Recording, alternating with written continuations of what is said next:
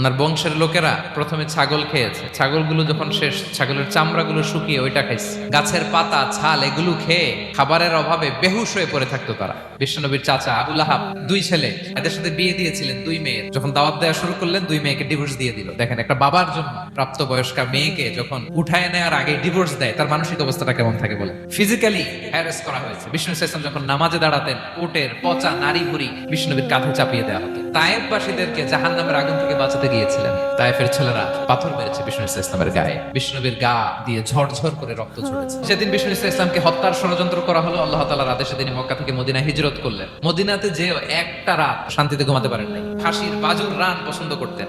এক ইহুদি মহিলা বিষ্ণু ইসলামের ওই রানের মধ্যে বিষ মিশিয়ে দিয়েছিল। ওই বিষের যন্ত্রণায় মৃত্যুর আগ পর্যন্ত বিষ্ণুনবী কাতরাতেন, এবং উনি ইন্তেকালের সময় ওই বিষের ব্যথা যন্ত্রণাতে ইন্তেকাল করেছেন। বিষ্ণুনবীর ইন্তেকালটা শাহাদাতের ইন্তেকাল ছিল। তার আমরা কি বুঝলাম? বিষ্ণুনবীর জীবনে পরীক্ষা ছিল কি ছিল না?